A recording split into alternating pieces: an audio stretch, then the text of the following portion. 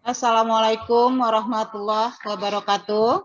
Waalaikumsalam warahmatullahi wabarakatuh. Bagaimana kabarnya ibu-ibu hebat? Alhamdulillah, tetap semangat. Allahu Akbar. Semangat, Bu. Alhamdulillah. Baiklah ibu-ibu, untuk paparan berikutnya kita minta kepada Ibu Fitri Nefrita untuk menyampaikan tentang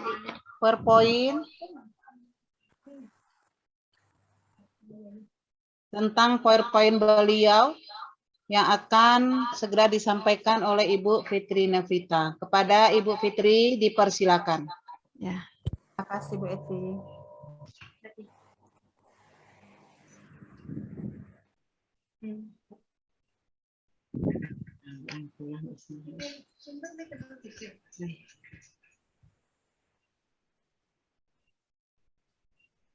Bu, udah kelihatan screen-nya, Bu?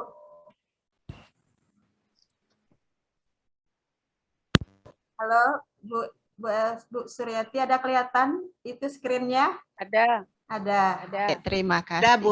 Ada Bu Fit. Ya. Bismillahirrahmanirrahim. Assalamualaikum warahmatullahi wabarakatuh. Waalaikumsalam warahmatullahi wabarakatuh. Ya, alhamdulillah ini saya dapat kesempatan terakhir dalam penampilan kali ini. Dan kalau kesempatan yang terakhir berarti bisa belajar dari ibu-ibu yang sudah tampil duluan. Itu yang pertama. Yang kedua, selain belajar, juga jadinya merasa sudah merasa kalah duluan. Karena sudah melihat penampilan tadi yang hebat-hebat, dengan PPT-nya yang juga cantik dan menarik. Oke. Baik, saya akan paparkan tentang komponen kurikulum operasional satuan pendidikan. Sebelumnya kita mengenal istilah KTSP atau kurikulum tingkat satuan pendidikan. Kalau saya memahami antara kurikulum KTSP dengan KOSP yang kita pelajari baru-baru ini tidak jauh berbeda.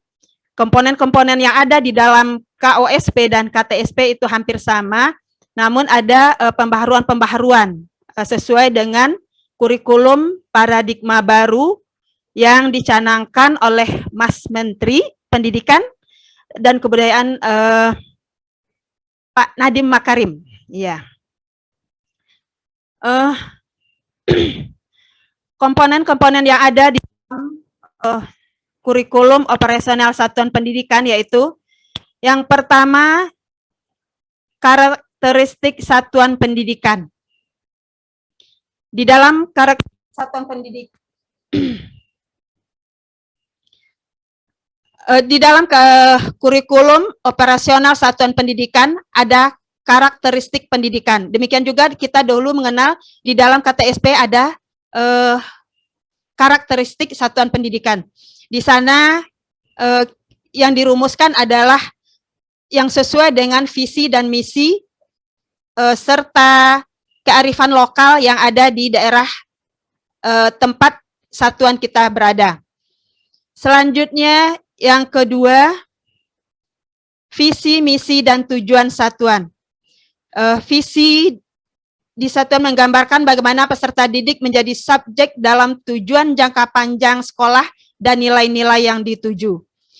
Yang kedua, nilai-nilai yang mendasari penyelenggaraan pembelajaran agar peserta didik dapat mencapai profil pelajar Pancasila. Itu mengenai visi.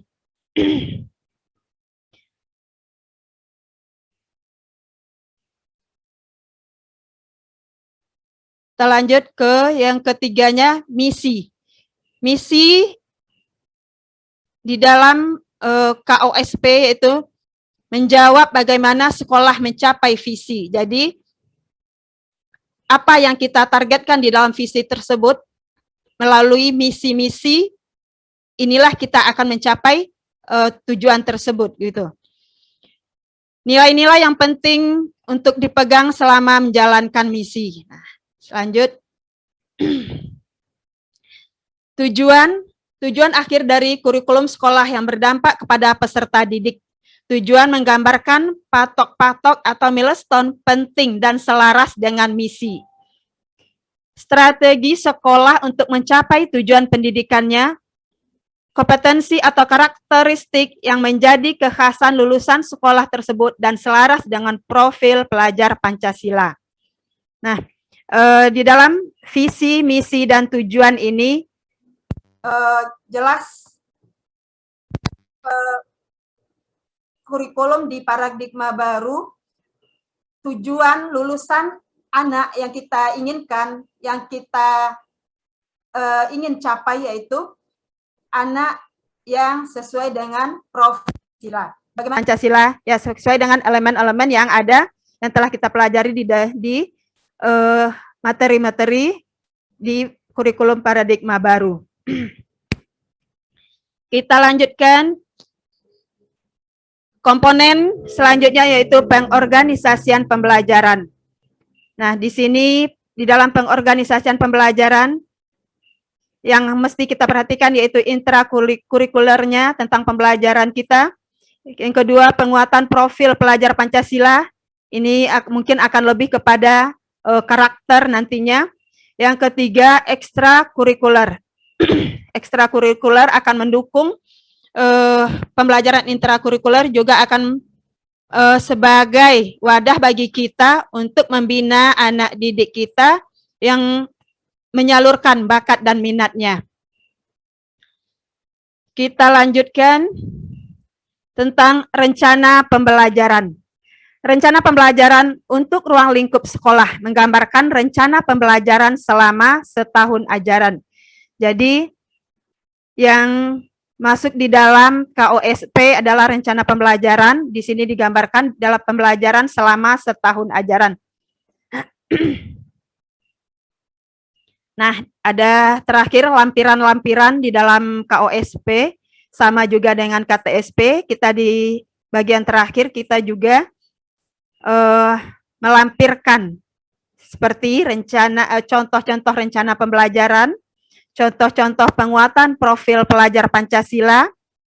Nah, bagaimana nanti rincian dari contoh-contoh penguatan profil pelajar Pancasila juga bisa kita dapatkan dari materi-materi di pembelajaran kurikulum paradigma baru. Yang ketiga, landasan hukum atau landasan lainnya yang kontekstual sesuai dengan karakteristik sekolah. Nah, demikian paparan kami tentang komponen-komponen yang ada di dalam kurikulum satuan operasional pendidikan yang kita pelajari di kurikulum paradigma baru. Oke, mungkin hanya sekian paparannya. Mungkin PPT-nya masih banyak kekurangan, ataupun dari paparan juga masih mungkin terlalu dangkal. Kami persilakan nanti kalau ada tambahan, kritikan atau saran dari ibu-ibu, dipersilakan. Ya, terima kasih Ibu Apit. Aplaus dulu untuk Ibu Apit. Iya. Terima kasih Bu Eti. Iya. Ibu Apit telah menampilkan presentasinya. Kalau ada dari ibu-ibu yang ingin bertanya atau memberi masukan, dipersilakan. Terima kasih.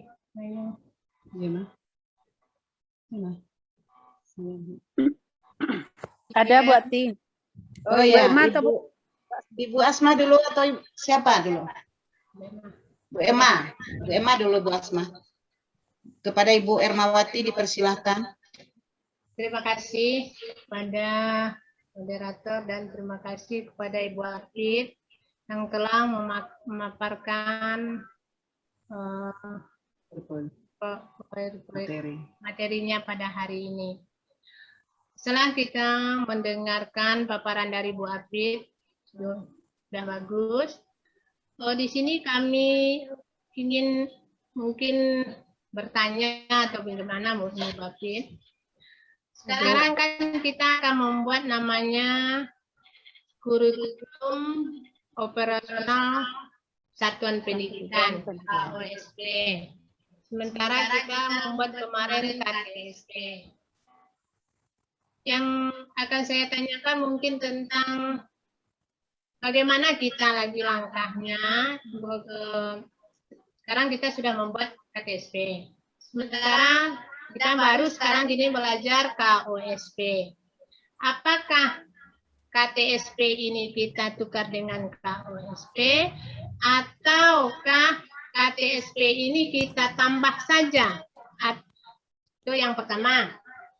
Yang kedua, kalau seandainya kita tambah, yang bagian mana saja yang kita tambah? Mungkin itu pertanyaan dari kami.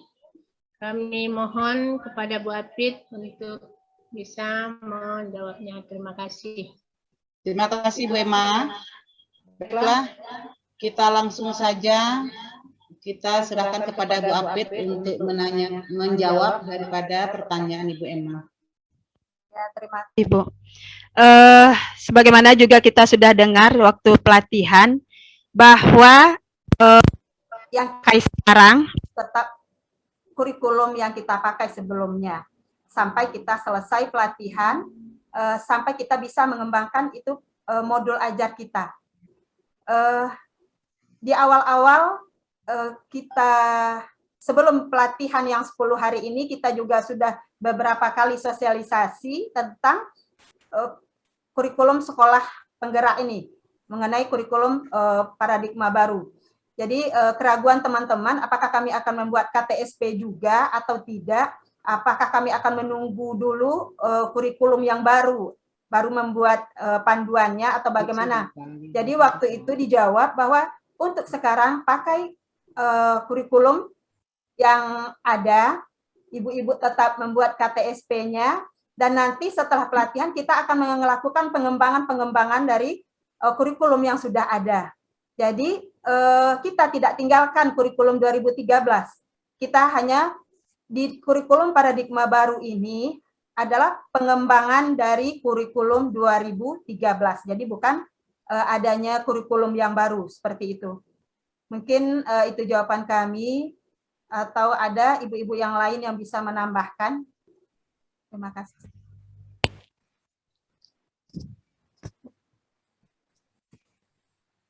Ya baik, terima kasih Bu Apit. Bagaimana Ibu Ermawati atas jawaban yang disampaikan oleh Ibu Apit? Karena ya terima kasih karena kita mungkin sama-sama mendengar penjelasan seperti itu ya. Terima kasih Bu Apit. Mungkin kita tunggu dulu ya. Nah itu ya, Bu, yang terbaiknya. Ya, terima kasih atas jawaban dari Bu Apit. Baik, ibu-ibu semua, kita masuk pada pertanyaan kedua dari Bu Asma. Masih ada pertanyaan Bu Asma? Sudah Bu. Sudah. Terjawab. Oh, sudah terjawab. Berarti sama pertanyaan Ibu Asma dengan Ibu Apit. Baik, nampaknya kalau sudah tidak ada pertanyaan lagi, kita persilahkan kepada Ibu Apit untuk menutup paparannya atau menutup presentasi. Ibu Apit, persilahkan. Iya. Terima kasih Bu Ati. Alhamdulillah kita sudah melewati 9 hari pelatihan tentang kurikulum paradigma baru. Mungkin kita baru mengenal sedikit saja tentang pengembangan kurikulum paradigma baru ini. Namun kita berharap apa yang telah kita pelajari dari hari pertama sampai hari ke-9 tadinya, mudah-mudahan itu menambah kepada ilmu kita, menambah kepada pengalaman-pengalaman kita yang akan kita terapkan nanti di sekolah. Tentu saja perbaikan-perbaikan, setiap ada pembaharuan-pembaharuan itu sudah tentu akan menyesuaikan dengan zamannya. Seperti KTSP yang dahulunya kita lebih banyak untuk belajar tatap muka, sekarang kita mempelajari tentang kurikulum paradigma baru, itu lebih banyak kepada pembelajaran di dunia maya. Artinya kita mempersiapkan diri untuk menerima keadaan zaman, keadaan yang ada di sekitar kita, dan kita harus siap atau tidak siap, kita harus belajar dengan apa yang kita hadapi sekarang. Contohnya sekali, masalah digitalisasi. Kita yang mungkin selama ini tidak mau tahu, kita yang selama ini merasa nyaman hanya dengan belajar tatap muka, kita hanya merasa nyaman tidak kenal IT, tidak apa-apa, tetapi ternyata sekarang kita dituntut dan dipaksa untuk tahu dan nyemplung di dalamnya. Kita harus ikut begitu. Kalau tidak kita akan tertinggal gitu. Terima kasih.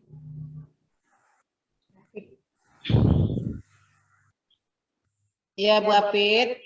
Baiklah, marilah kita tutup kegiatan kita ini dengan membacakan hamdalah. Alhamdulillahirabbil alamin.